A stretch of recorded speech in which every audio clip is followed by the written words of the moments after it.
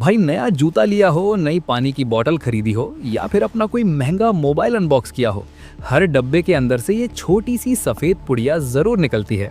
बचपन में तो भाई घर वाले डरा देते थे कि इसे हाथ मत लगाना, ये कोई खतरनाक जहर है। लेकिन सच बताऊं, इसमें कोई जहर नहीं होता।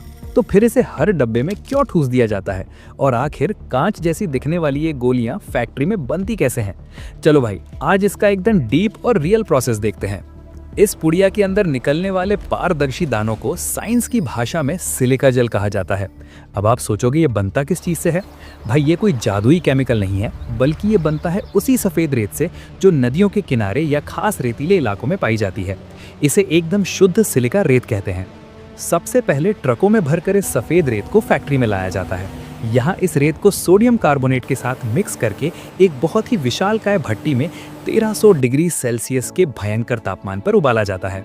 इतने खौलते हुए तापमान पर यह रेत पूरी तरह पिघलकर एक गाढ़े पारदर्शी लिक्विड में बदल जाती है, जिसे वाटर ग्लास यानी पिघला हुआ कांच कहते हैं। अब भाई असली साइंस का जादू यहाँ से शुरू होता है। इस उबलते हुए लिक्विड कांच को बड़े बड़े रिएक्टर्स में डाला जाता है और फिर इसमें मिलाया जाता है तेजाब यानी सल्फ्यूरिक एसिड। जैसे ही तेजाब और पिघला हुआ कांच आपस में टकराते हैं, एक भयंकर केमिकल रिएक्शन होता है।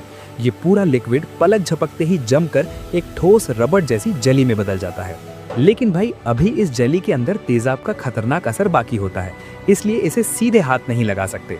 मशीनों की मदद से इस जली को पानी की तेज धार से बहुत अच्छे से धोया जाता है ताकि सारा तेजाब निकल जाए। इसके बाद एक क्रशर मशीन इस जली को छोटे छोटे टुकड़ों में काट देती है। अब इन टुकड़ों को एक बड़ी घूमती हुई भट्टी में धीरे धीरे सुखाया जाता है। जैसे जैसे जली सूखती है, उसका सारा पानी भाप बनकर उड़ जाता है। सूखने पर यह जली सिकुड़कर एकदम कड़क हो जाती है और टूटकर उन छोटे छोटे कांच जैसे दानों में बदल जाती है, जो हमें पुड़िया के अंदर मिलते हैं। अब भाई सबसे बड़ा सवाल कि इतनी मेहनत से बने इन दानों को डब्बे में डालते क्यों हैं? दरअसल भट्टी में सूखने के बाद इन दानों के अंदर करोड़ों इतने सूक्ष्म छेद बन जाते हैं जो हमें खुली आंखों से नहीं दिखते। ये दाने बिल्कुल एक स्पंज की तरह काम करते हैं। जब ये पुड़िया किसी बॉक्स में होती है तो ये डब्बे की हवा में मौजूद सारी नमी और सीलन को अपने अंदर चूस लेते हैं। इसी वजह से ना तो आपके लेदर के जूतों में फंगस लगती है और ना ही इलेक्ट्रॉनिक सर्किट में जंग लगता है। तो भाई अगर ये जहर नहीं है तो इस पर डू नॉट ईट क्यों लिखा होता है?